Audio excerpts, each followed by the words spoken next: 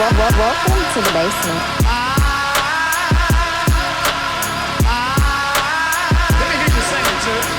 I drop gems, I'm hard, just peep the wordplay. I came to kill and resurrect on the 7th day. So red to push the button. Man, my shit disgusting. All right. Number 5, fellas. Number 5 for me would be D-Day, A Gangsta Grill mixtape. This is 15 tracks, 47 minutes. You can say mixtape, but we know it was released. It's an official release and everything. It's more of a compilation album for Dreamville, what it really is. It's not a mixtape. This was only released officially. It wasn't, I had to go to thatpiff.com and find it and download it. It was not a fucking mixtape. That's just the title because it had DJ Drummer narrating over it the whole time, right? But then if I was going to give anybody like a album for 2022, it would be this album because it has a little bit of everything, to include a little bit of R&B because they let Ari Lennox go off on a couple songs on here too. But then it has like your more mainstream hip hop. Then it's going to have some of your underground, more of those laid back type of flows when you got Boz, you got Kaz, you got who was the other one? Luke. That's going to be on there. Omen. It goes everywhere with this, but all the songs are good. It was good from the jump. So you started off with Stick, which was just like a hard hitting song. You got that song you crazy. got Shaq West on there, like kind of yelling in the round and getting it kind of riled up, and then J. Cole and Jid verse up in there. I thought both went off on that right there. So then you had Ghetto God Freestyle with Earth Gang and 2 Chainz. So you already heard me say I like Earth Gang, and then them coming out on here with this and throwing 2 Chainz in the mix. They meld perfectly on there. You had Lifestyle with Boss and ASAP Ferg. Starting 5, which was Luz, Kaz, and Omen, which, like I said, goes back to the more laid back type of flow, and which is going to be like coming your underground type rappers, like that type of flow that you're gonna like. If that's all you want is straight lyrics, then you got that right there, right? Then you had Coming Down, which was Ari Lennox on that R&B. Then Hair Salon, which was like a West Coast type vibe with Kaz. I'm naming all these songs because like I really do like when I go through this, I'm like, man, this good, this good, this good. They be consistent. Then you get to like the gem of the album, which was Freedom of Speech with J. Cole, and that alone, could have, like I said, that's up there with that Benny on the Johnny P's Caddy. Like I said, I thought J. Cole came with a couple different songs this year with verses and stuff like that. It was hard hitting it and introspective. So then you had Blackberry Sap with R. Lennox again coming on there. You had Jazzy Flows, Boss and Earth Gang. I gotta come back to that. You listen. Barry for Simpson, JID, 2 Chainz, Young Nutty, Ballin' in Newport was just Omen, and then Big Trouble Freestyle, which was like Kaz over like just a regular freestyling type beat. That's like another dude up on that album. Other artists. Yeah, and then he ended it with Heaven's EP, which was another J. Cole type single on there. Yeah. And like I'm saying, like that album, I've been like I play it all the way through every time it comes on, man. Like, and I done went back to several different times. Like I always start off with just I want to hear that Stick song again, and then I end up listening to the whole album. Oh, that's I do have Freedom of Speech on like several different playlists. Gym playlist, bro. Yeah. Stick is on my permanent I want to see that gym song playlist. perform live so bad. I saw the clips of that when they performed it live. I want to see that song perform live. It is lit. That song is crazy lit. So yeah, another great intro. There's some great intros this year. Yeah, man. A lot of dope intros, man. But you got at your number 5, Iggy. All right. So yeah, my number 5, maybe I don't think it's a surprise pick. I think it's in a lot of people's top 10 this year. At least from what I've seen in the hip hop community. But if not, so oh what? That's what I played. And I think he is consistent when he drops. All his drops have been at least good to great albums. He hasn't really dropped anything bad. And this is another one that is solid all the way through. And that's Vince Staples, Ramona Park Broke My Heart. that was another one that kind of grew on me throughout the year. Him and Denzel Curry, I kind of found myself coming back to, just because of the vibes they set and kind of the space they would put me in. But yeah, the songs on there, The Beach, the first song on there. Actually, I would say the first 4 songs you can really definitely play through. Good sequencing. A Free the Homies is number 2, DJ Quick, and then Magic, which everybody knows you see in the commercial with Vince Staples. And then he's got Lil Baby on here. East Point Prayer, I like that song that goes into Slide, which is another song I like on there. Player's Way. Mama's Boy, I like that song on Vince Staples. So it's about, I think he's got 16 of blues. So it's about, I would say about half to about 9, 10 songs I actually found myself going back playing and listening to. And I probably don't put on as much as Vince Staples as other people that I like, but I always, whenever he drops, I always play his shit. So I was happy with that. He dropped this year and gave that kind of vibe. This came out in the spring. Fred? What the hell are you laughing at? Because both of y'all like this album, and I just did not like it. I think you a Vince Staples hater though. No, he not. He don't like polished albums. I've figured it out. I've figured it out. Prez don't like polished albums. He like motherfuckers to stay in that almost mainstream but underground. When they pass that threshold, he don't fuck with them no more. They too popular. That's why he's smiling so hard. That's why he's smiling. I figured it out. Because if you remember our debate on this, if you remember like when this came out, Iggy, the thing back and forth with Cash was like, hey, he can't take Summertime 06 away. So it's still there. I can always go listen to it when I want good Vince Staples. That's kind of what this I is want. good Vince Staples. I understand what you're talking about. I understand. It's a very good album, man. This is a very good album. Like, everything goes like it's going to be partial to the person that's receiving it. You know what I mean? Like I said, this is nothing. I like Vince Staples. I like a song here and there on his newer albums, but when I'm going for a full album, it's Summertime 06 all day. That's what I'm he's being like painfully transparent on this album, and it's like I effortless. agree. It's effortless how he's doing it too. Like it's this is a very it's very when Sparks Fly is probably one of the best joints this year. Sparks Fly. I didn't even mention that one, but yes, that's a great song. That song come on. That's Sanford on there, right? I can't take away y'all enjoyment for this album. I'm not trying to take away y'all enjoyment of this album. I appreciate that. I like that y'all appreciate it. I'm just saying like it's but it just didn't grab me that same way. But I'm saying like I always got Summertime 06. So I want you to agree. I want you to agree, but it is what it is. Yeah, it is. My list is based off what I was listening to. Exactly. Same. So I can't. But I just say I think as far as like if you were talking to a hip hop aficionado to 2022, they would say Vince Staples is in that discussion, in my opinion. Firmly. And I've seen conversation every conversation I've seen so far as the lists have started to creep up. People started to talk about it. He's in there. Vince has been in a lot of people, and a lot of people I don't like. I may not know him personally, but I'm like, oh, okay, Vince is in your shit. Mm-hmm. You know what I'm saying? I'm like, okay, I'm taking notice. You know what I mean? Of Vince being in there. So that's how I feel too. So yeah, like people. But not that I made that list off of that, but I just noticed that after I started getting my list together, that it was kind of falling in there. So I think it's a good album. True. Sorry you missing out, Prez. I'm not missing out, man. Like, I'm glad that y'all love the album. It's a ton of, as we've been describing, there's a ton of music out there. There's something for everybody's taste in music. I think when we look back on this year, like 3 years from now, we're gonna be like, bro, that year was nuts. Just who dropped this year. This is just hip hop. We just gonna call this year's post-COVID. Yeah, this is what I feel like. Like right. everything motherfuckers was working on during COVID that didn't necessarily come out. They had time to build and keep making shit because they wasn't gonna put. They had the built-in excuse of I don't want to put nothing in. I'm not touring.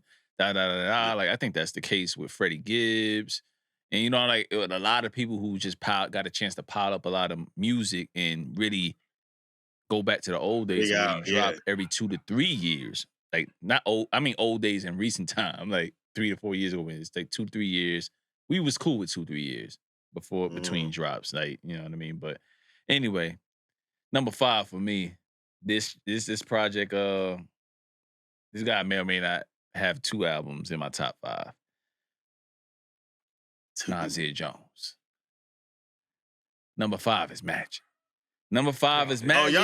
We included Magic. Damn, I was. December, man. You know, December. I didn't even think it. Well, I mean, okay, December to the end of Go ahead. December to November 30th, man.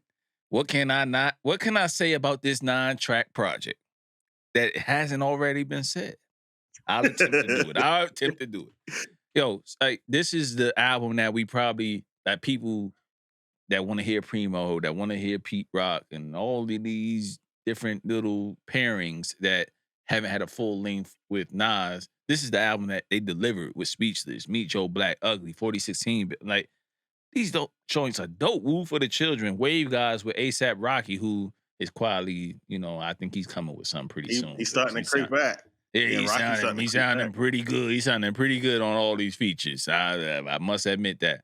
But got that Rihanna money behind him.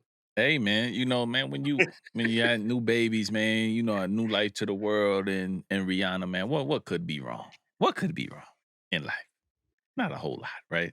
Eating good, baby, smashing good, man, the holy trinity. Anyway, man. But this project, man, I really fuck with it, man. Like, from top to bottom, from the time it came out last year till now, it has remained in my just every day. Like, I probably play this shit at least every day, every week. It's on. You know what I mean? And when an album gets played for me like that much, like, you can't keep it out. And then he comes with KD3, which I will hold off on. Respect. Number 4.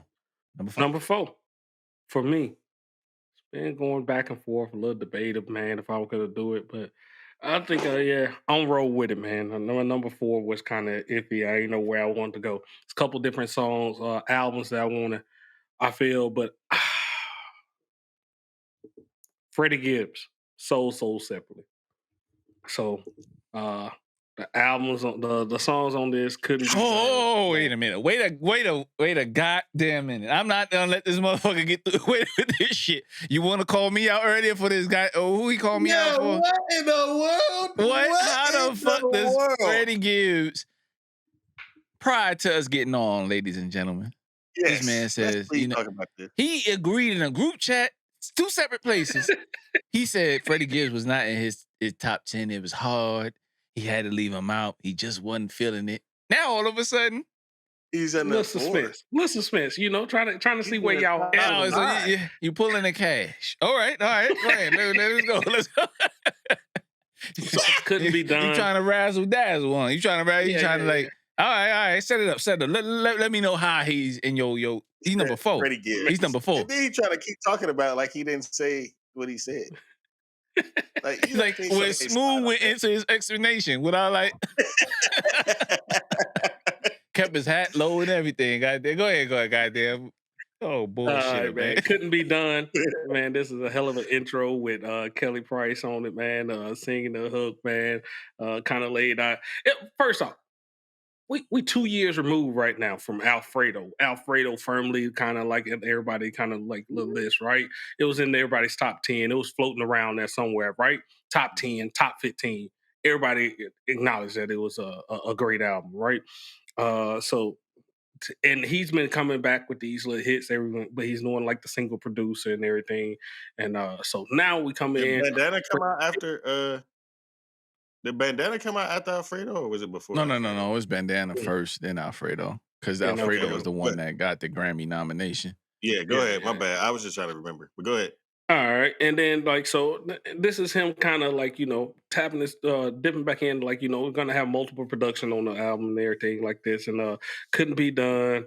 You got Blackest in the Room, which I thought was kind of really setting it off. Then you had Pain and Strife featuring Offset, Zipper Boys, Too Much featuring Moneybagg Yo, really like that one.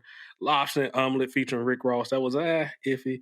But Feel No Pain with Anderson .Paak, I thought that was really really done well with him. Actually, Anderson .Paak, he can sing, he can rap, and so you never know what you're gonna get. But like on this one, he was going between both. Rabbit Vision, Pimping Your Slut with featuring DJ Paul PYS, my fault. Dark Hearted, Grandma Stole, which another one featured Music Soul Child. Like I said, like he's been kind of featured on a couple different songs here. CIA and Decoded featuring Scarface, which felt like it could have fit right in as a bonus track on The Fix, which was like one of the Scarface's classic, like the tone, the Prez, you know what's crazy? The tone and setting of that little beating. A lot of people were saying that joint like sounded dated. I think on I forgot what's the hip hop joint that we follow. They fire. I fuck with their channel, but people were saying like it sounded dated. Like to me, it didn't sound dated. It sounded Decoded. Really dope. Yeah, it sounded really. Yeah, I feel like it sounded like dated, but it sounded like it could fit right in off Scarface's best album, which me and you done agreed on. Like The Fix, like if it sounded dated to a classic album, like well, that's fine with me. That's a classic cool. album.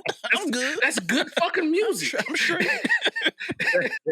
So feel like it, like I said, it felt like it fit in as a bonus track on that album, which was a good fucking album. You know what I mean? It's still same tone. He got Scarface at his best. That's kind of what I'm trying to say. For that feature, he went and snatched him up and got him like, okay, I'm gonna get the best version of Brad, aka Scarface, out of it.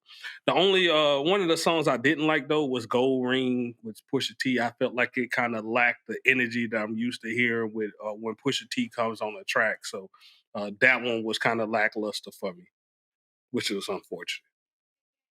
Okay. All right, number 4, Iggy, who you got? All right, so from here on out, these albums are dead ass the albums that pretty much carry my 2022. Whenever they drop, they got played every day. Continued, I've even got my son listening to pretty much all these albums.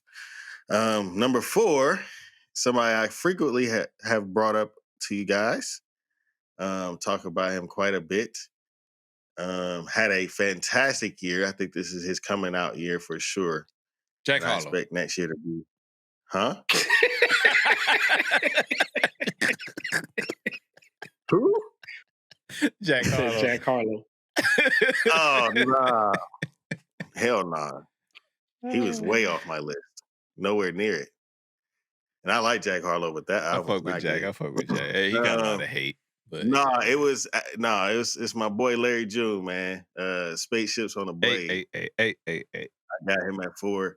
And yeah, to me, this album from the start, from the Uncle Herm talking shit at the beginning to that transition to Private Valet, and then that just set the tone for me. Every song pretty much on here I have a moment with from this year.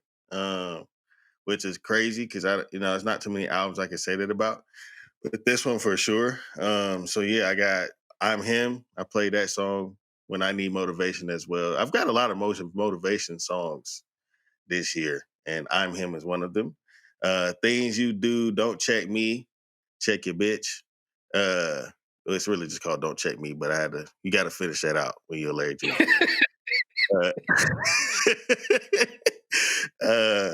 Still Booming with 2 Chainz. I'll Make Time. Breakfast in Monaco with The Alchemist. If you ever just on like a morning drive, like say you're going somewhere, you got the windows down, it's good weather, put that song on and just drive to it. And you're going to be like, this is the perfect driving song to listen to. And it's just a good vibe. Organic Adjustment, Spaceships and Orange Juice. My son and my favorite song, we actually did this song. I was setting up, funny story with this. I was setting up, getting ready to do a live podcast. So I was setting up the mics in the crib, and he hopped on the headphones and put the mic on. You could hear yourself in the headphones. So he started talking and stuff, and he wanted to sing. So this was one of the songs. Of course, I put on the edit, but this was the song we put on. Yeah, and yeah, that's Extra with Babyface Ray. That's his shit. So that's on my list as well. Babyface had a good year, man. He really did. He popped up on a lot of projects that, you know what I mean? Like, you just didn't really expect. You don't expect Babyface Ray to be on a Larry June album. And he's here. And it was great. So it worked out. But like I said, every song on here, 5.0 Chronicles with my boy Spitter, Currency. Every song on here, I've got a moment with, as far as like throughout my year, that song is attached to something. Pretty much, I would say most of the songs on here, I have that. So, and Larry Jones is just somebody that motivates me. His music, just a motivation in general. I'll listen to him throughout the year, even outside of his album. Like, that's just one of my main artists I listen to. But this album in itself got a lot of play, and I don't think he kind of surprised me with this drop, because I didn't expect him to drop this year after last year. So yeah, he dropped this year, and it was even better than last year. So that's my Spaceship on the Blade, Larry June. Yeah, I'm not mad. I'm not mad at that selection at all, because again, that's another one that I played quite a bit this year. It don't fit in my top 10, but I every song you was talking about, vibing out and just getting out of that super duper lyrical and just going for somebody that's just giving you a good body of work. That's Larry June. Mm-hmm. Like, he'll give you a good body of work, and sometimes that may outdo somebody that is lyrical miracle the whole way through. Yeah, you know what I mean? Because the production is tight, the subject matter is tight. You know what I mean? And Larry June, I mean, for like maybe the last 2-3 years, he's had a great run. I don't think he had a figuring bad it out, man. He figuring it out. You could tell on each album he figuring it out. Okay. Yeah, he went from for me being like a Dom Kennedy clone to really, now he's establishing his own thing. You know what I mean? And it's not as much of a comparison in terms of what they're talking about. It's different. Yeah, different I agree. things to me. So initially, I was a little standoff, because I'm like, all right, they sound similar, but maybe he just respects. You know, it's just maybe his tone. Sometimes I just think that's just the Cali. Yeah, they just similar environments, to be honest. I mean, he's from the Bay and Dom's from LA, but it seems like they had the similar environment around them. As far as like, so I'm not mad at it, because I know he ain't purposely biting. So for me at number 4, man. Hold on. I got one thing to add. Like, go ahead, man. If y'all hear Iggy, kind of like these motivational songs. So if you haven't heard, he released a track out here a couple of months ago. Iggy Sean, Motivation. Go check that out. YouTube. Look at it. Yeah, I'm performing that Friday actually for the first time. All right, that's dope, man. Out in Tennessee, what I listen Tennessee, to where you with? Come on, people may they may hear. Oh yeah, Chattanooga, Chattanooga, Tennessee. Got a show. It's called a bar. It's a bar. It's actually a newer venue. It's called Boneyard Bar. I'm hosting it and performing. So we got 22 artists, bands. We got an EDM country artist coming, some rock bands, some indie bands, and some rappers from the city performing. So fire. Kane Brown gonna be there? Huh? Kane Brown gonna be there? Nah, not this time. Shit, I would love him to be there though. I need that kind of clout. For real. Oh, fool, man. He be sneaking through. These dudes that from here be sneaking through the city low key, and they, you know what I mean? Isaiah's always here. He low key here. Ain't the same way, because they got family and shit that's still here. So, all right, Cash. I would love that for you. Number 4 for me has been mentioned already by you guys, or one of you guys. Rather, I've been drinking, so excuse me. It's Pusha T. It's Pusha T. It's almost dry, man. If y'all don't know, I'm flat out a Pusha T stan. He has to drop trash for him not to possibly be in my top top 10 of the year. So I'm just putting my bias out there right then and there. I'll go to the bottom of the album. I Pray For You with Malice just makes me just want to Clipse album again. Like, every time I listen to that song, this is the power of like dudes being really dope. You listen to a song, you go back to the entire catalog. I listen to I Pray For You, and I'm going back to the whole We Got It For Cheap series. Like, that's how much I fuck with that song, and that song takes me back. So all of that, the Clipse albums, Mr. Me Too, all of that. I'm not Chew, you know, with the locks. Like I go back with those guys because they always could rap for me. So when I heard this project, you know what I mean? For me, it was like a minimalist approach to me in this project. I don't know if y'all caught that. Like the production was kind of scaled down a bit. It wasn't as bright, but the lyrics just shine through. Brambleton, Let the Smoker Shine, the Coops is fire, Neck and Wrist. Again, before the Jay-Z shit on Khaled, this was one of them Jay-Z verses that people was talking about, you know, as far as not necessarily being a top of the year, but just it's a really dope verse. And then you know, Rock and Roll, the shit with Cudi and Kanye. Like Prez said it before, man. Like this shit is like fire. Like this is probably one of the better songs. It's probably one of the better songs on here, man. And you know, Open Air, that shit is this has a lot of moments on it on this project, and for it to be such a minimalistic approach production wise, like you really have to focus on the bars. And when you have to focus on the bars and you're just talking about a lyricist, that's right up my alley, man. You know what I mean? I love that type of shit when the artist can deliver with what they say in their words, not necessarily live on the strength of the beat. You know what I mean? And the beats were dope on here. Don't get me wrong, the beats were dope on here, but I just think that they were scaled back. But it was for a purpose for me, and I like how, you know, Pusha T brought it together with, you know, almost a 2 to 3 year delay in a project. You know what I mean? So yeah, with all the things that's going on with Kanye to deliver this type of project, being, I don't know if he's still the president of good music, but yeah, it's a lot going on, but he still delivered a really fire project, man. So shout out to Push for being my number 4 if it matters to him. Respect. All right, moving on. Number 3. Number 3 for me, man, is gonna be the rest of this list, man. He's smiling. Albums that got played time and time again throughout the year for me.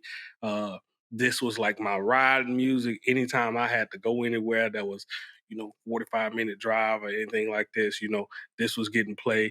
It was my main song in the morning, going to work and all this stuff. So main album, Future, I Never Liked You. And if y'all was watching this like mid-year review, this was my number 1. It did not fall too far from that as the year went on.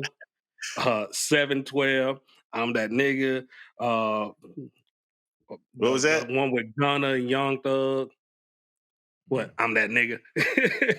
Yeah, that's the one. Puffin' on Zooties, Gold Stacks, Wait for You featuring Drake and Tim's. That one, man, that one just any that might be song of the year, right? Love You Better, Chickens featuring ESTG, Voodoo featuring Kodak Black. Like that one's great. Holy Ghost, The Way Things Going, I'm On One featuring Drake, and Back to Basics. But you see, Drake had to come on here. He's over here featuring twice. Drake had to do a lot this year to win me back. Because when that Honestly Nevermind came on, like I was ready to just, you know, wipe Drake off the map. Like I know everything that he done did leading up to this, but all it takes is one bad project and it just soil your whole name. You know what I mean? It's hard to leap out of that. So this is when Drake started, you know, climbing his way out of that little hole that he had dug himself for me. You know what I mean? Right here. So, but Future, I Never Like You. Oh, she don't like girls. Bet this money make her gay. Like that, just hearing that when it comes on like that. So, well, Future's something else, man. Yeah. I'm gonna let y'all go on about this. Go ahead. Y'all keep going.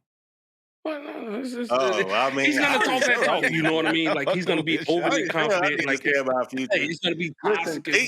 Listen, look at y'all. What y'all doing? I say one thing, y'all over here copping. Please enjoy y'all Future, man. I enjoy my music. You know what I'm saying? Like, hey, it's music as it go out there. Like he's one of those, you know, straight up with it. You know, like he's toxic. We'll wait for you. If you want to go the other way and go head over there and support your Broncos, man. Go, let's ride over here. You know that hey, Hey, that I look at my future and enjoy my damn music, bro. I'm just laughing. I said I'm gonna let y'all go ahead and enjoy it. Well, you know what? Y'all immediately got it. I don't even care. I enjoy the future. The future is outside of my top 10. Don't sound like you do. Don't sound like you do. Yeah, I know. You kind of hate on that album. Purposes. It's only for entertainment purposes. Only for entertainment purposes. That's all. Which is all music. This is all cap. I know Dirk say this is all cap. This is all cap. It's all cap. I enjoy Future. Future. He stood the test. He stood the test this year, dog. I'm not even gonna lie. Like because it was a strong year, and then the fact that he stayed there says a lot. So yeah, that's a strong album. A lot of times, Future albums grow too. They at first they like, and then as you keep listening, it's like, oh damn, this shit going crazy. That's how it is for me. But number 3. So it's funny you bring up Honestly Nevermind because I hated that album when it first came out. I hated it. But you like it? I have to wait a come clean about this because I gave it a lot of shit. Wait a minute. Before you say your number 3, wait a minute. No, hold on. Number 3. This ain't my number 3. Oh, okay. It's not my number 3. It's not my number 3. Honestly, I consider it an R&B album. Ready to kick you out of community with Drake. You help him back. But Drake is this. Okay, so my number 3 I feel like Red Fox. Woo! Hello? My number 3 is Her Loss. But I think because of the transition from Honestly Nevermind to this, it may be why it boosts up a little higher for me, maybe. But this is an album that once it dropped, I played it. Yeah, I played that shit pretty consistently. Major distribution, spin by you. I'm a big fan of Daft Punk, so the spin on Circo Loco where they did the One More Time, that shit made. I played that up. I'm a big fan of that. Millions. I enjoy. Yeah, Treacherous Twins. I played that shit up. Broke Boys. That's my son's favorite, the edited version, obviously, but he loves that song. Yeah, of course. Responsible. Yes, I know. Can't be fucking with no Broke Boys. Yeah. More M's, and then I guess it's Fuck Me was a great classic Drake outro. But I'm gonna tell you, man, 21 Savage on 3 a.m. on Glenwood did his thing. And he deserves his respect this year. 21 Savage deserves his respect this year. He had a great year. And he would have gotten it if he didn't do that, if he didn't do the Nas thing. If he would have just... Man, let that go, bro. I'm letting it go. I'm letting it go. But I'm talking about the masses, man. I'm the people. Never said that wrong. Well, I think he just that shit. I didn't. That shit got taken. It's documented. It's on video. It's on video. I get what he was saying, but other people ain't. He said it wrong. But I don't think that. I mean, that takes a hit on his year, I guess, in some ways. But as far as rapping goes, he definitely elevated this year, for sure. And yeah, Her Loss gave me moments that I definitely fuck with, that I still care. I still play this album. I mean, I know it just dropped in October, but I've been playing it up the past couple of months. So that's my number 3. I've been looking forward to Drake and 21 collaboration for a minute. I think they do well together. And to me, they delivered, and a lot of these songs are growing. I didn't like Jumbotron shit popping at first, and now that's growing on me. So a lot of these songs have grown on me throughout the last few weeks as it's dropped. So yeah. So all right, man. Oh, I was saying Honestly Nevermind, by the way. I started liking that album because Zion, my son, sings. So Falling Back, he knows every word of that song. He sings his heart out to that song.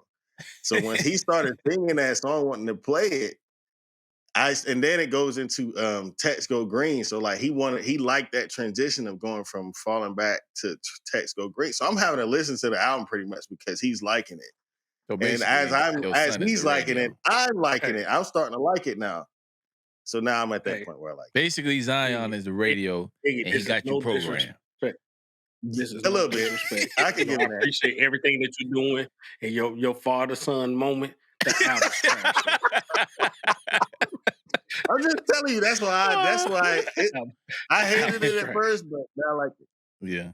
That's to me, that's the borderline bad parenting. I mean, If you really got to if you really got to Hey, man, if you're going to ask me, I'm going to be honest, it's bad parenting.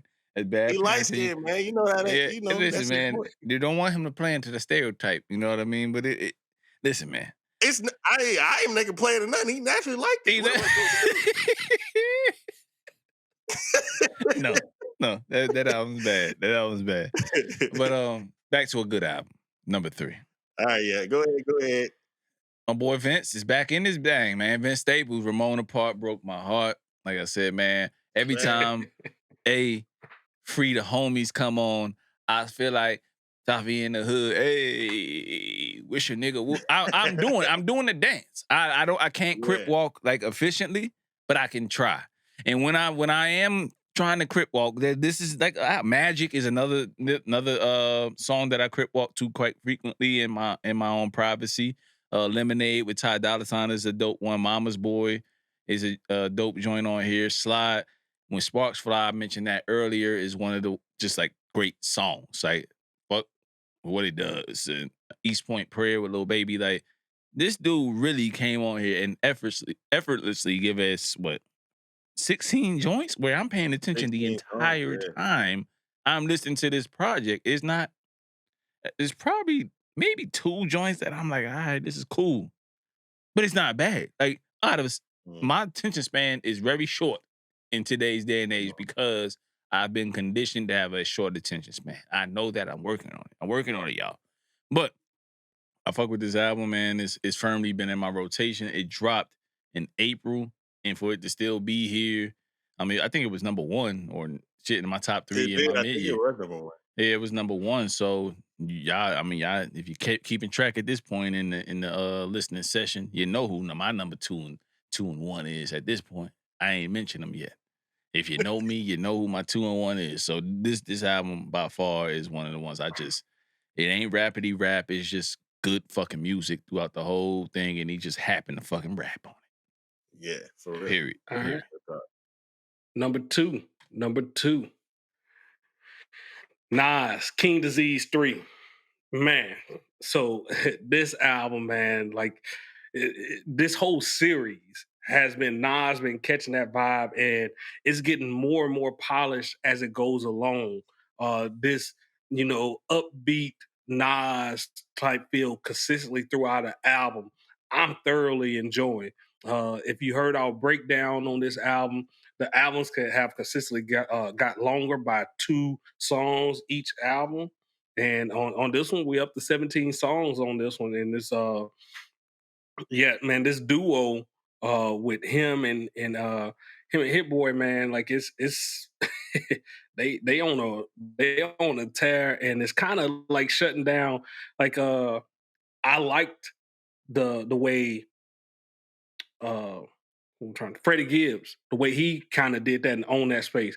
But I feel like as he done kind of let off and fell off for the past couple of years on releasing albums, not fell off as in rap, fell off just on the releasing solo, albums, the one producer, one rapper the one, and then he did it a lot picked too, up this lane, and I think like now with the way that they've been doing it so polished, like I think he kind of owns this space more than anybody right now, and to whereas he must kind of we heard the talk with 21 saying he ain't not relevant and all this, but we get what they were saying. He was saying like to the new people coming up. Yeah, the young dudes. Nas is going to do numbers regardless because Nas got his fans. He got his established fans. He's going to pick up a couple fans because people done heard him, with their parents in the car now. So, you're going to kind of listen to it the same way we would listen to any old school R&B, no matter what, because we grew up on that and these people kind of grew up on this. So it's not really his competition. Now, that's kind of how I took it as, right? And good thing is not his competition, man, because Nas come through and you would swear Nas is still in his early 30s out here, still at the peak of his game, still doing it, man. Like, not that he's at the point where he should be, trailing off, just going and doing his tours and everything. But no, to come out with great music, finding you a younger producer and keeping your music relevant to the times and still connecting with the audience that you gained throughout that time frame too. Not trying to make it too fresh, but the lyrical content is still very relevant to his fan base at that point. So comes on with Ghetto Rapper, Legit. Michael and Quincy is like masterfully done on the way he's describing both of their careers and everything up in there. Michael Jackson, Quincy Jones up in there, 30, Hood to Hood, Recession Proof, that grimy beat that they have on that one right there, and he's kind of rhyming over, Reminiscent, WTH, SMH. That's one Cash didn't like when we was doing our review, but I still think it's like one of the ones that's good.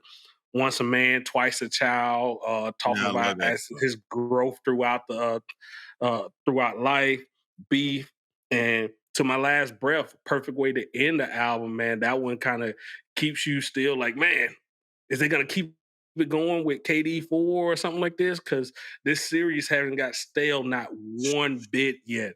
And Nas, somebody who, you know, if you look at the height of the beef that he had with Jay-Z, was just talking about how his albums were so spread out and all this stuff, you know what I mean? It was so long before you get to hear a Nas album, you know, that ain't, because Jay-Z was dropping every year during that time frame. To now where we're getting to like how condensed these is. What we got like 4-5 albums from Nas in the past like 2 years? It's crazy. And I'm enjoying it. I'm loving every minute of it, man. So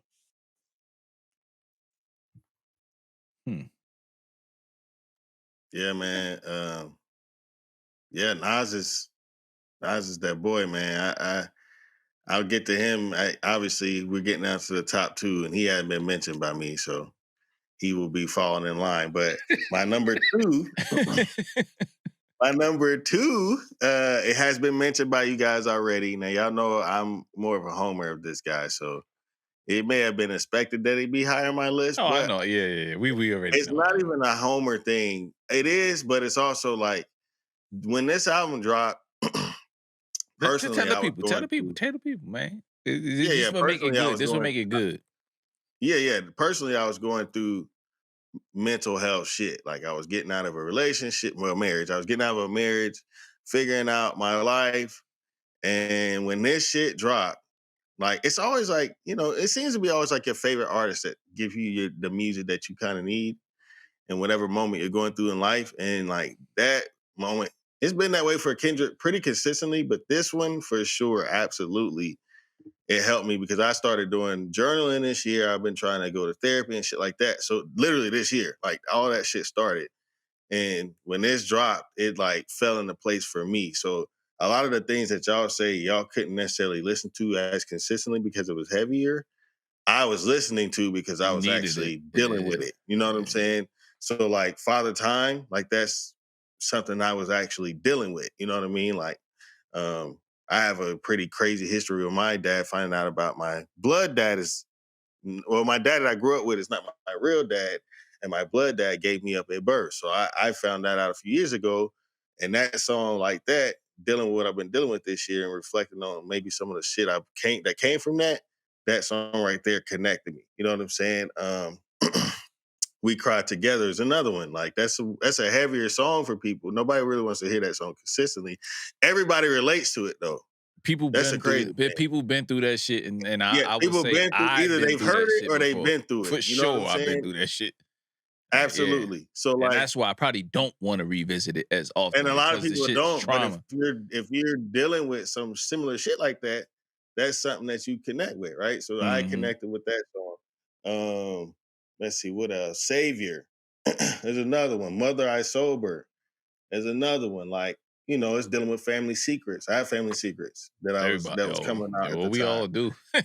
So, like, you know what I mean? Like a mirror, like understanding you need to choose yourself first before you can really learn how to choose other people and love other people. Like that song right there that was something I was dealing with in therapy sessions that album was connecting me back to. So a lot of reasons why, and I had to think about that because I still like the songs that I consistently played obviously were Rich Spirit, Count Me Out, Silent Hill, N95, like the shit we know Kendrick for. You know what I'm saying? Like the bounces, the lyrical shit, the going crazy on videos, all that, right?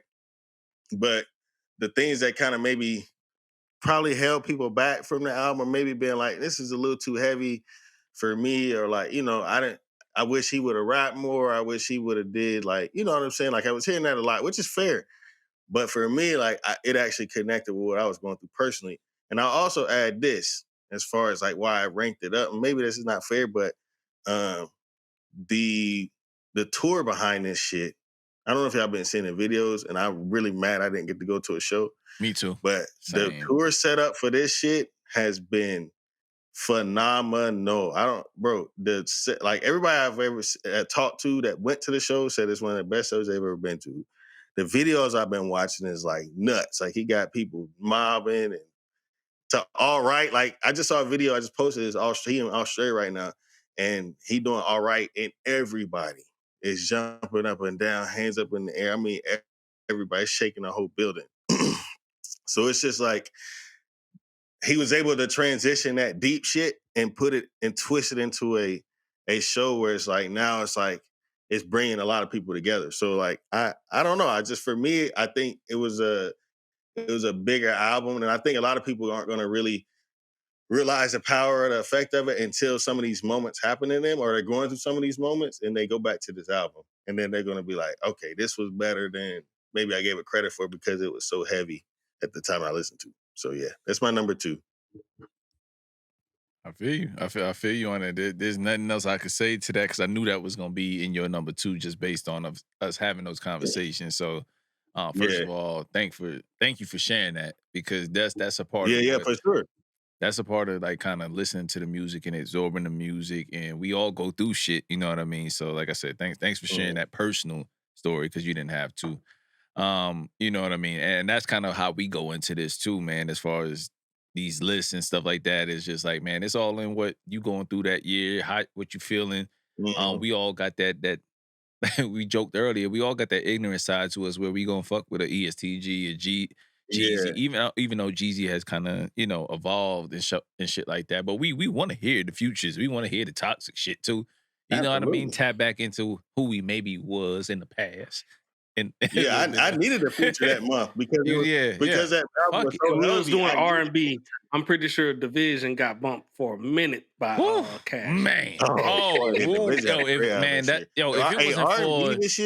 it wasn't for just me thinking people don't want to listen to 3 dudes talk about R&B. Oh, we could go there. Like we could add an R&B. Bro, R&B I just feel like it wouldn't translate well. Brent Faiyaz album. So hey, look, we can decide it here. Ooh, R. Kelly that just came out this week. What'd you say, Dr. Pete? What'd you say? Go ahead, Brent. No, the R. Kelly that just came out this week. Oh man, that's one of your top. That's your top album. Easily catapulted. If he could, I make an exception for this. I know it came out in December. But oh man. Hell nah, man. Hell nah. That's your number 1? This is not R. Kelly ain't rap. Is he rap? What's your number 2? Oh, that's easy, man. That's easy, man. That's easy, man. It's my boy Freddie fucking Gibbs, boy. Freddie Gibbs came through with the motherfucking joint, man. Like, all right, so let me set y'all up here, man. Let me get to that whole album. Let me pull this bitch up. Freddie Gibbs. I don't need to pull it up. All right. So CIA, right? Crack Instagram, and what was the A? What was the A for? Need some help.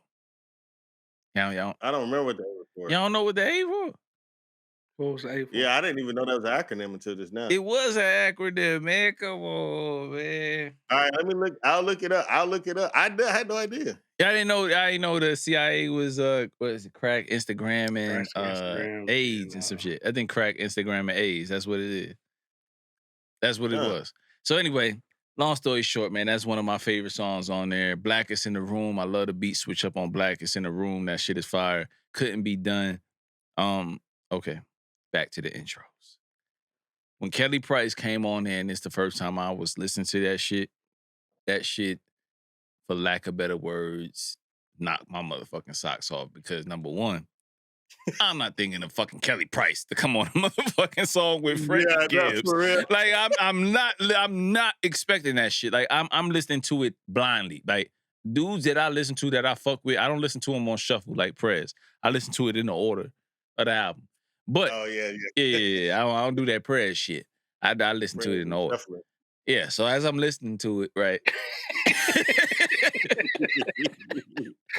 You'd mess up on one Drake album. Oh, you messed up on you. No, you admitted you listened to all albums that way. Just to see if it's. He tried to say just to see if it's good. Anyway, back to my point. So separately, number 2.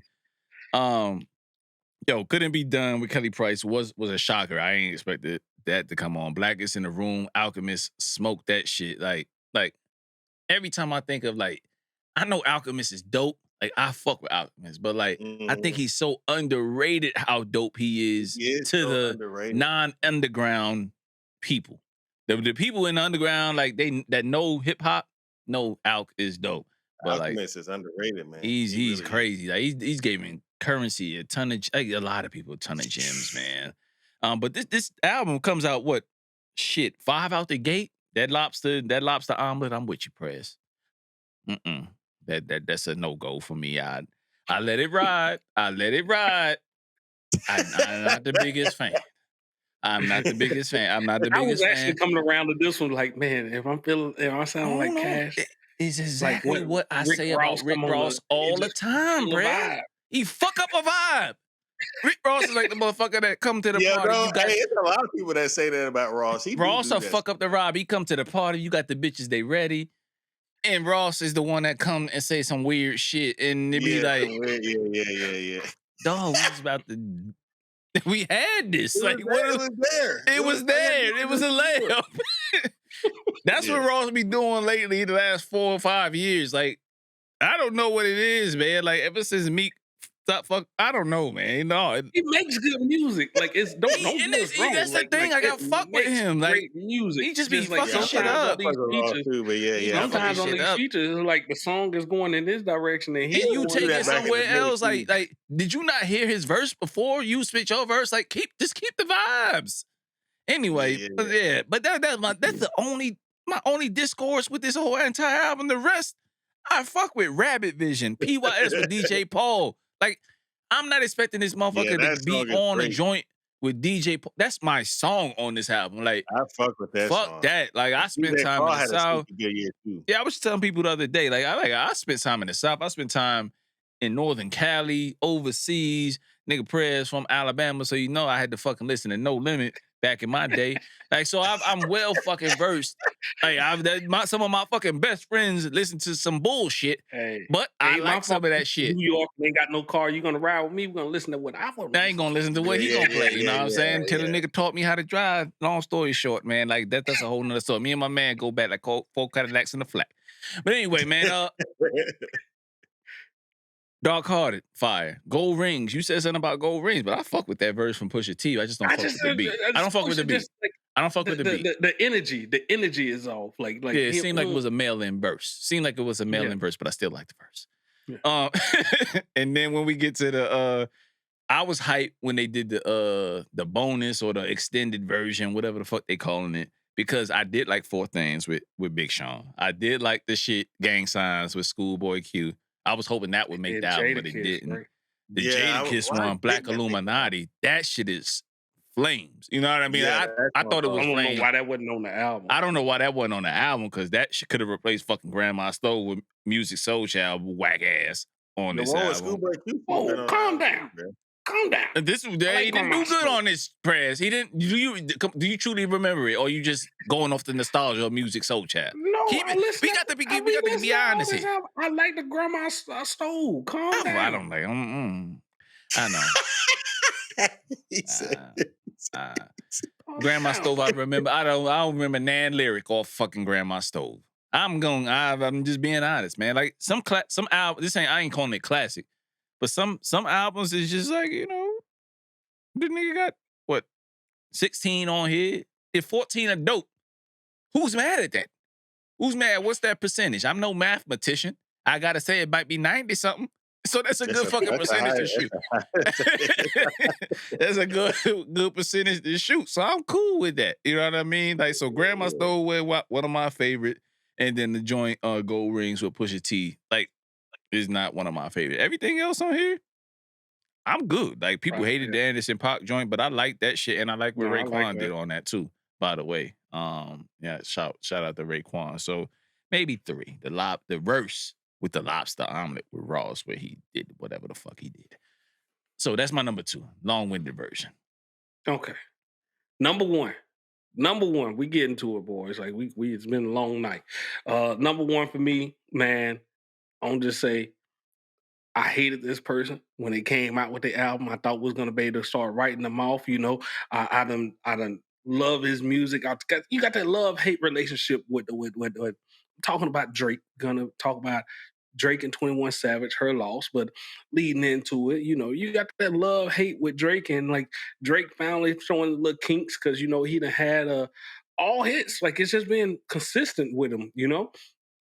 And which is good. Like, that's what you want from your artist and everything. But then that dud that he gave us like halfway through the year, it was just like, man, I don't want to hear from. I want Drake to take a break. Obviously we done ran him like crazy because he gonna provide us with that. He needs to take a step back. Take a break. Come up with some new good music. Let's reattack this a little bit later. Hey, why you think he on 21 coattails? He know he need a break. That's what I'm saying. He need that motivation. That's why I was like, man, put him on ice. Whole different energy. Hey, go raise your son for like 2 years, man. Come back. And then let's see where we at, man. Because like, honestly, never mind, bro. Like, who the hell said, okay, put this shit out? Nobody wanted that. Nobody wanted that. Nobody. I don't know if he wanted it. And whoever he told that he promised it to and lost that bet to, that he was going to release it and it was still going to sell, it shouldn't. All right. Drake, 21 Savage, her loss. So for him to have that big of a low, and then to come out with this, like out of nowhere with the Drake and 21 Savage, that was the one song on that Honestly Nevermind that was good. Last song on the album. And then they released did the whole Future and Drake thing with the Dirty Sprite thing, and you know they did a full collab album. And man, if this thing ain't hitting from the jump, even though we got like Rich Flex, I know they coming out with all the little memes and stuff. And hey, I fuck with that song. But the song is still good altogether. You know what I mean? I laugh my ass off at those memes and shit like that. Memes are funny. But the song itself is still good. And I can still hopefully just block that shit out my mind, and when I'm listening to the song, just keep enjoying it. Major distribution on BS. Back Outside Boys, I really like. Privileged Rappers, man, that one great.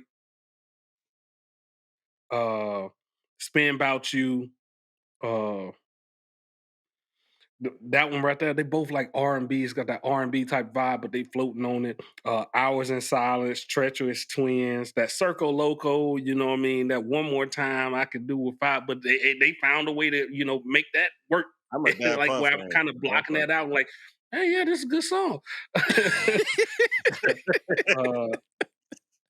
The P&M with Travis Scott, that one's good. Yeah, I Broke like that Boys. Drake as a hype man. I don't know if y'all be listening to this on that Broke Boys, that where Drake is like the hype man and saying all this. I don't know if he intended for it to be comedy, but the shit is comedy to me because I'm like, Drake ain't. It's supposed to be the other way around. Like Drake saying some shit and then like 21 Savage saying the gutter shit to like back him up. Not Drake saying the ad-libs and gutter shit to the back. I just don't buy it. I don't buy it. So I just be listening to it and I'm laughing my ass off like every time he's doing like the ad-libs and stuff on that. But middle of the ocean, that Jumbotron shit popping, more M's. 3 a.m. in Glenwood, you spoke on it, man. Like 21 killed that fucking song. And I guess it fucks me. I fuck with that last song. That outro from Drake is a great song. Because that's kind of how. That's your number one. That's how I kind of felt like at the end of Honest in Mind, because it was, man, fuck you with this bullshit. And then he came back through. Won me over on this, man. Like the dude is as much as everybody gonna talk about him, and you know, people want to say, "Oh, Drake is this, Drake is that," harmonize and all this. Like great music that translate no matter where you at. That's what he'd consistently done before this. Honestly, never mind. I mean, Drake was known for the person that's gonna do the hits, and probably couldn't do no wrong until he did wrong.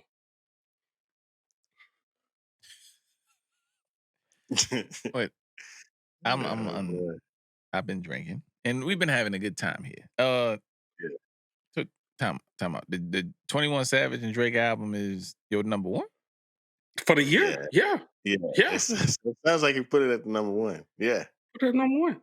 I mean, it's my. I felt like that was like the top of the. Like, I mean, from he went from like my worst to what he came out with. You know, I will say how Prez thinking is probably why I made the 3 on mine, because of the difference of those albums, and then also I enjoy that album. 21 and Drake. The chemistry between them two really shone well on this album, in my opinion. And there was enough of both of them where it wasn't too much of either one. You know what I'm saying? So you go from 300 kicking the motherfucker off the goddamn cliff to number one album? Like, he went from an album where you would kick him off the cliff of the list.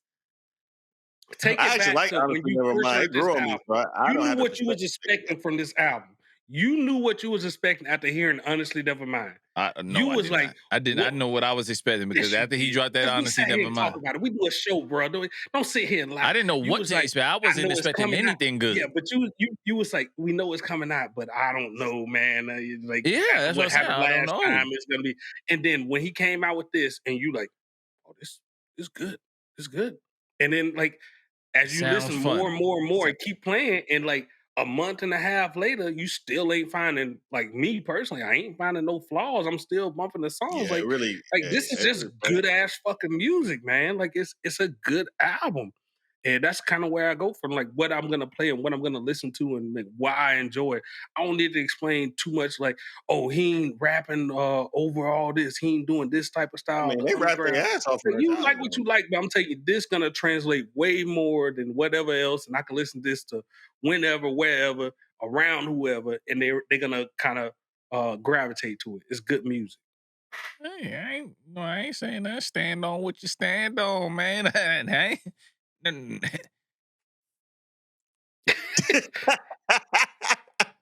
I got nothing. How nigga go from zero to hero? How nigga go from zero to hero on y'all list? I don't judge. You know what I mean? I said, my perspective is a little different, because I actually like Honestly Nevermind now, and then also it's number 3 on my list, so I can't speak to it. I mean, I agree with it. Yeah, I agree with him. I think that it's one of the better albums this year as far as how it plays and the experience you get with listening to it, especially with those chemistry, them two. They do a good job of balancing well. So, all right, my number one. We've discussed it multiple times. Now I'm gonna give you my perspective on Nas. This is my number one, King Disease 3. But not only is it number one for this album, because it's a fantastic album, probably the best out of the trilogy. 2 was also good. This year has been a Nas year for me, because I dove into his catalog probably the most I've done, period. And part of that was because of Ozark. You know, they played the Illmatic album, one of those episodes, the whole way. So today I got a tattoo, and she played Nas the whole time I was getting tatted. So it seems to be a theme for me this year. He's kind of been more of a theme for me this year. And but yeah, as far as King's Disease 3 goes, the fact that Nas is rapping as well, not to say that he should have lost skill, because I'm never saying that, but the fact that I feel like he's hungrier than some of these younger artists. A lot of these younger artists actually, and he has no reason to be. But the fact that he's rapping his ass off, and it's just each time you listen to a track, You finding a new quotable. You finding a new flow. Like you finding like, you know what I mean? Like each time I listen to it, I'm finding something new. You know what I'm saying? And like that, and him and Hit Boy, they're them two together right now. Hit Boy is on another level as far as production right now. I mean, him and Alchemist right there, as far as production these last couple of years have been flawless. Like they have not missed at all. Nothing they've touched has missed. But the fact that he's like motivating Nas to where it don't even have to be, you know how sometimes Hit Boy can be a little bit overboard as far as like maybe overproducing a little bit. Mm-hmm. He doesn't do that. It's some on here he does. Like it's a lot of what song was it where he like transitioned like 4 or 5 different times? I think it was Michael. I know. I forget what song it is. What's the one with the subway? That was the one I didn't like. Oh, you ain't like the Thun. Yeah. That's one of my favorite songs. I love that song. One of my favorite songs on here too. I love that song, Thun. So let me get to my list. Train tracks and screeching got the going. I felt like, I mean, but again, like you said, Prez, it was for me. It's like I'm back home, and I don't live in New York no more. You know what I mean? And I've been gone for a while.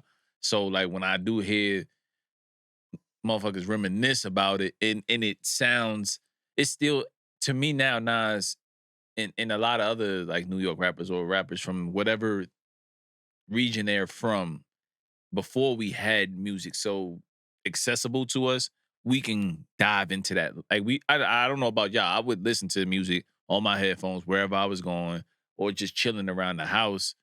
You know what I mean? Because I couldn't listen to it out loud, clearly, you know, then with your moms or your dad. And I would literally go to whatever place the hell these guys were from. And Nas still brings me to Queens when he does his thing, man. Like all these years later. Crazy. It's crazy. Like, and he, to me, like he's stamping, like double stamping his legacy these past 3 years as far as like the Kings of These series, Magic. Now there's a rumor Magic 2 is supposed to be dropping soon. Like they should. Keep that going. Two different trilogies. It's just the run that they on is unbelievable. And Nas is, like you said, like we're so used to getting like spaced out Nas and him being like strategic, maybe taking in life a little bit more before he dropped. Times. Now it's just like he hitting the booth and tapping in and like, hey, what beat is this? Going in. All right, send me another one. Going in. Like he on that type of time. Give me the current events. He like Fab. He like, give me the current events. Okay. Yeah, like let me rock with it. I'm gonna say this. Yeah. So my top picks, Thun, Michael and Quincy. 30 is now that I'm entering my 30s, that's gonna be my theme song, the rest of my 30s. I've already stamped it. It's official. Reminisce. I'm on Fire. I love that song. That probably got played. Sample. That song and Get Light are the probably two most fake because I be in the crib getting it when Get Light come on.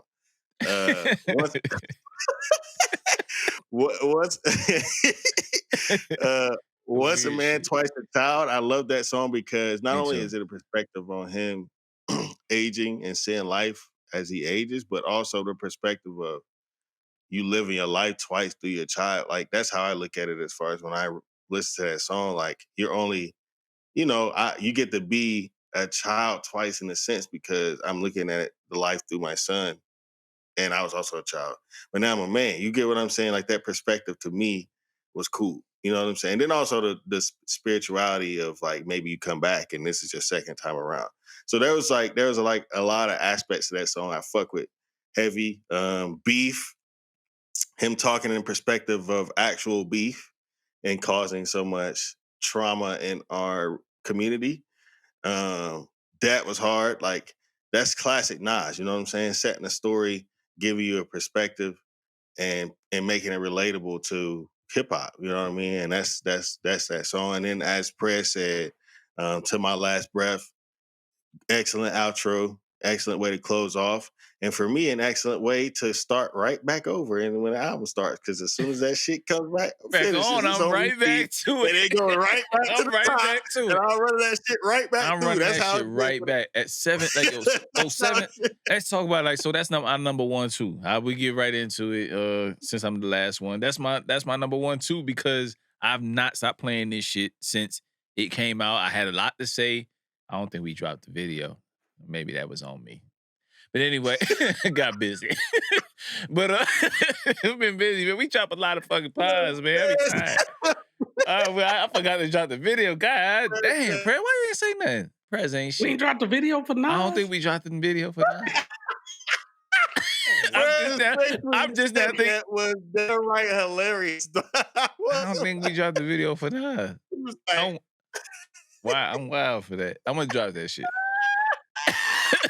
Whatever it do on the number. I'm sitting here referencing it. I'm like, yeah, when you go back and check that one out. When you go back and check the video for, I didn't drop that. Oh, my bad.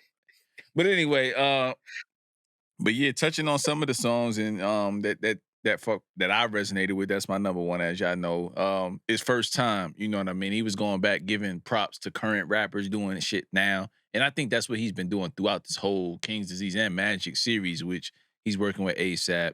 I think he had Fabio on one of the projects as well, if I'm not mistaken.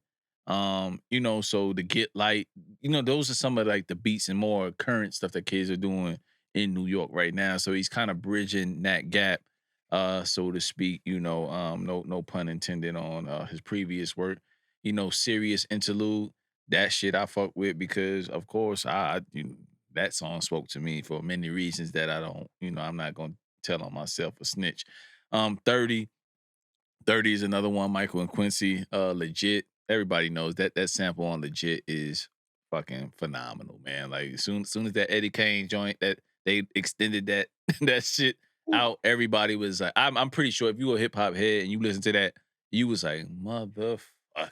Woo! Yeah, like, hell yeah. I think you had to, and then like the fact to put it number 2 and not necessarily number 1, because I think it would have set it off number 1 if it was the first track. If you would have heard Rapper, the way it comes on, the intro is perfect. Intro is perfect, but could you imagine like the amount of balls to be like, you know what? I'm just gonna put this number 2. Like that's just like, you know, you got to fucking hit him with a left and then bang, come back with a right and just like now we into, you know, Thun, the joint you don't like, but then we into Michael and Quincy. Like, so now you see we in the 30, there's a different type of bop. I know a lot of the hip hop, you know, heads don't really fuck with 30 because it's a different type of bop, but I'll fuck with Nas when he doing that bop because I take it back to 27 Summers where he did the same type of thing on a previous, you know, King's Disease version.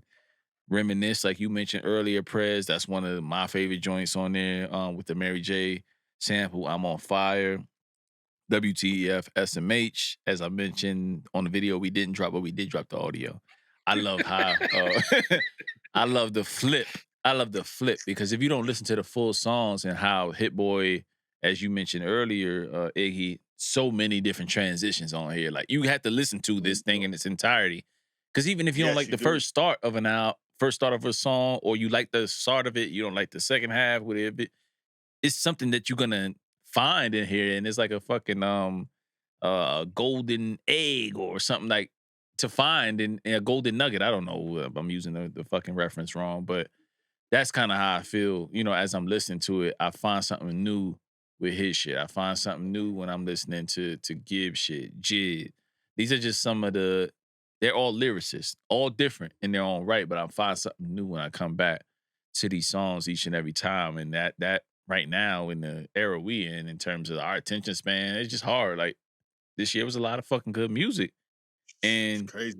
Only the dopest of the dopest stand out. You know what I mean? And you know, man. So this I think this is gonna be firmly in a lot of people's number 1, and not because of recency bias, because they did the work. They did the work, man, and it just stands out amongst their peers. I think what's cool about Nas and Hit Boy is like they churning out so much music at a high rate, but it's built. Like the way King's Disease 3 is like you said, the transition, those things it's a built album. Like it's transitioning to the next song. It's like, you know what I mean? There's themes that's set for each one as far as like the King's.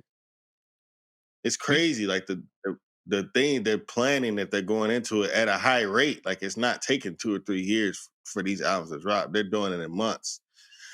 So yeah, we talk about. And isn't it funny? Like the King Disease, chasing the money, right? The gold, like get that on the forefront of your mind, and like they're going against that but in turn, I think are selling a lot more than what was usually sold on this. The product is even better for that. It's crazy. Like he's doing. I think we talked about it earlier in the year. But they're doing what we want some of our greats to do.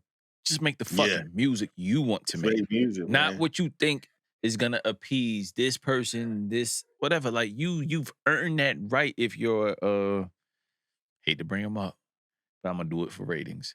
Eminem. If you're Eminem, you earn the right to do whatever the fuck you want to do. Why are you still rap? Why are you still rapping with old girl that you keep using on them same Skylar Gray? Yeah, like it's why over you keep Skylar Graying us to death every other album? Like we don't want to hear that. Like just motherfucking get on here and you can boom bap us to death if you want.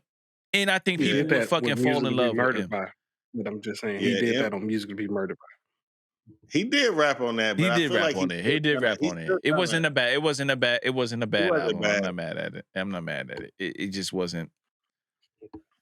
I don't know. He just, as he's gotten older, he just still hasn't. I don't know. Not the same. He had a spark when he started, but now it's just he trying to evening out for me. It's evening out for me with M. I have nothing negative to say about M. I don't want to be called a racist. I thought you was really gonna bring up The Game right there. A lot of people forgot he dropped it. He dropped the album this year too. He dropped this year. But a lot of people forgot the way he dropped and the way he tried to sell. They named it Drillmatic. That's the crazy thing. Yeah, it was just. Yeah, that wasn't a good look. Yes. Finally leveled the playing field. Never trust your sus. We define what's real. Shuffle shit, took losses. You know the deal. It was never an option to miss a meal. It was never an option to skip a bill. Got low, mindset of a Navy SEAL. Took my queen off the board. Now we move freely.